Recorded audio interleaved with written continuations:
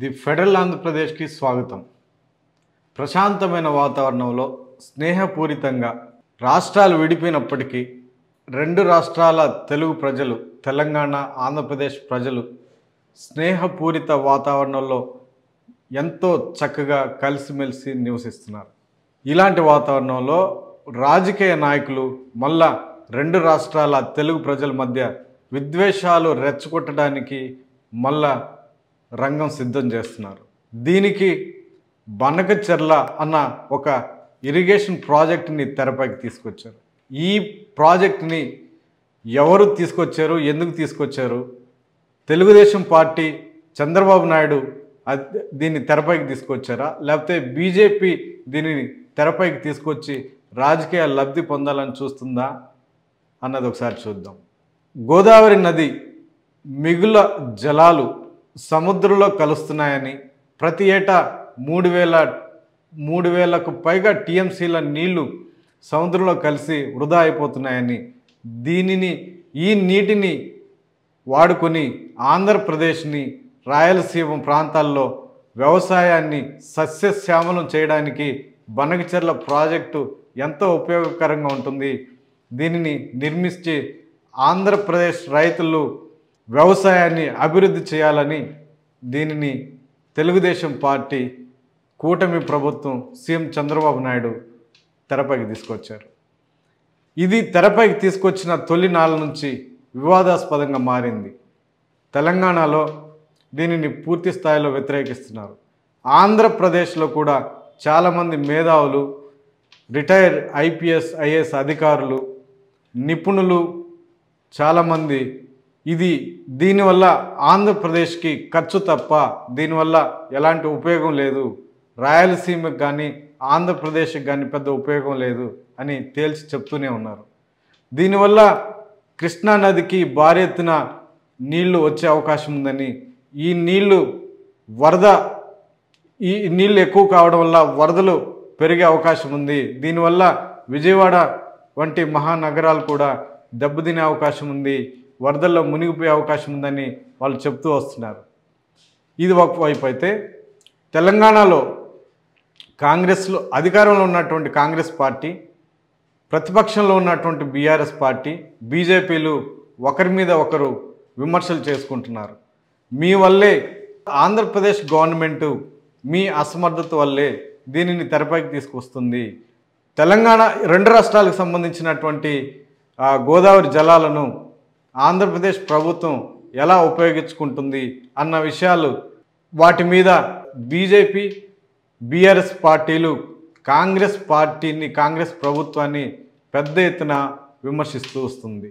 దీనిని కాంగ్రెస్ పార్టీ, కాంగ్రెస్ ప్రభుత్వం ఎలాగైనా నిలుపుదల చేయాలి, బనకచెర్ల ప్రాజెక్టు నిర్మించకుండా నిలుపుదల చేయాలి, తెలంగాణకు రావాల్సిన నీటి వాటా ఎట్టి పరిస్థితుల్లో ఒప్పుకునేది లేదు, తెలంగాణకు నష్టం జరిగితే ఎట్టి పరిస్థితుల్లో ఒప్పుకునేది లేదు అని తేల్చి చెప్తున్నారు. బీజేపీ నాయకులు తొలుత బనకచెర్ల మీద పెద్ద ఎత్తున విమర్శలు గుప్పించిన తర్వాత అంత పెద్ద విమర్శలు చేయకపోవడం అనేది కూడా ఒక పెద్ద చర్చగా ఉంది. అంటే ఆంధ్రప్రదేశ్లో కూటమి ప్రభుత్వం అధికారంలో ఉండడము, అదే కూటమి కేంద్రంలో అధికారంలో ఉండడం వల్ల తెలంగాణలో ఉన్నటువంటి బీజేపీ నేతలు, బీజేపీ నాయకులు కేంద్రంలో అధికారంలో ఉన్నటువంటి బీజేపీ పెద్దల సూచనల మేరకే నడుచుకుంటున్నారు, బనకచెర్ల ప్రాజెక్టు మీద పెద్ద ఎత్తున విమర్శలు చేయడం లేదు అని ఒక చర్చ కూడా తెలంగాణలోను, ఇటు ఆంధ్రప్రదేశ్లోనూ వినిపిస్తుంది. మరోవైపు బీఆర్ఎస్ పార్టీ బనకచెర్ల ప్రాజెక్టును మళ్ళా తెరపైకి తీసుకొచ్చి తెలంగాణ సెంటిమెంట్ను తమ సొంతం చేసుకోవాలన్న ప్రయత్నాలు చేస్తూ ఉంది. దీనిని తిప్పికొట్టి తెలంగాణ సెంటిమెంట్ను తమ వైపు తిప్పుకోవాలని అధికారంలో ఉన్నటువంటి కాంగ్రెస్ పార్టీ, కాంగ్రెస్ ప్రభుత్వం శతవిధాల ప్రయత్నం చేస్తుంది. దీనిని ఎదుర్కోవడానికి బీఆర్ఎస్ ప్రభుత్వ హయాంలో నిర్మించినటువంటి కాళేశ్వరం ప్రాజెక్టుని తెరపైకి తీసుకొచ్చారు. ఇప్పుడు బనకచెర్ల ప్రాజెక్టు పక్కకు పోయి కాళేశ్వరం ప్రాజెక్టు పెద్ద హాట్ టాపిక్గా తెలంగాణలో మారింది. ఇది ఒకవైపు అయితే, రెండు రాష్ట్రాల ప్రభుత్వాలను, రెండు రాష్ట్రాల మధ్య ఉన్నటువంటి వివాదాలను క్లియర్ చేసి పెద్దన్న పాత్ర పోషించాల్సినటువంటి కేంద్ర ప్రభుత్వం, బీజేపీ పెద్దలు ఆ స్థాయిలో ఇంట్రెస్ట్ చూపించడం లేదన్న చర్చ కూడా ఉంది. అయితే రెండు రాష్ట్రాల సీఎంలను కేంద్ర మంత్రి సిఆర్ పాటిల్ నేతృత్వంలో ఇటీవల ఒక సమావేశం జరిగింది. దీనిపైన చర్చించారా లేదో తెలియదు, కానీ ఆ క్లారిటీ మాత్రం రెండు రాష్ట్ర ప్రభుత్వాలు క్లారిటీ ఇవ్వలేదు.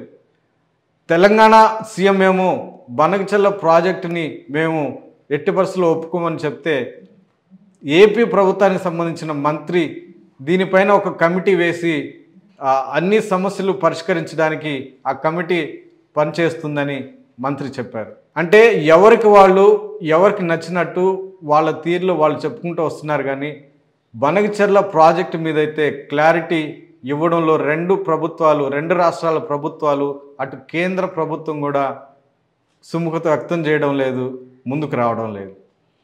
ఇటీవల ఆంధ్రప్రదేశ్ పర్యటనకు వచ్చినటువంటి కేంద్ర మంత్రి నితిన్ గడ్కరీ కూడా బనకచెర్ల ప్రాజెక్టు మీద గోదావరి సముద్రంలో కలుస్తున్నటువంటి గోదావరి నదీ జలాల మీద సానుకూలంగానే మాట్లాడారు. అంటే కేంద్రంలో ఉన్నటువంటి ప్రధాని మోడీ కానీ, బీజేపీ పెద్దలు కానీ బనకచెర్ల ప్రాజెక్టుకి సానుకూలంగా వ్యవహరిస్తున్నారు, సానుకూలంగానే ఉన్నారు, సపోర్ట్ చేస్తున్నారు అన్న ఒక చర్చ కూడా ఉంది. ఈ నేపథ్యంలోనే తెలుగుదేశం పార్టీ కానీ, కూటమి ప్రభుత్వం కానీ, సీఎం చంద్రబాబు కానీ దీనిని బనకచెర్ల ప్రాజెక్టుని మళ్ళీ తెరపైకి తీసుకొచ్చి దీన్ని ఎట్టి పరిస్థితుల్లో నిర్మించి తీరుతామన్న వాతావరణాన్ని రెండు రాష్ట్రాల్లో క్రియేట్ చేయడానికి శతవిధాల ప్రయత్నాలు చేస్తున్నారు. వాళ్ళ మంత్రుల ద్వారా అప్పుడప్పుడు బనకచెర్ల ప్రాజెక్టు గురించి మాట్లాడిస్తూ రెండు రాష్ట్రాల ప్రజల మధ్య ఈ వాతావరణం క్రియేట్ చేయడానికి వాళ్ళు ప్రయత్నాలు చేస్తూ వస్తున్నారు. అయితే ఈ ప్రాజెక్టులు పక్కన పెడితే రెండు రాష్ట్రాల మధ్య మాత్రం విద్వేషాలు రెచ్చగొడుతున్నారు. ప్రశాంతంగా జీవిస్తున్నటువంటి తెలుగు ప్రజల మధ్య విద్వేషాలు రెచ్చగొట్టి రాజకీయ లబ్ధి పొందడానికి అటు బీజేపీ కానీ, ఇటు తెలుగుదేశం పార్టీ కానీ అన్ని పార్టీలు కూడా వ్యవహరిస్తున్నాయన్న విమర్శలు పెద్ద ఎత్తున వినిపిస్తున్నాయి.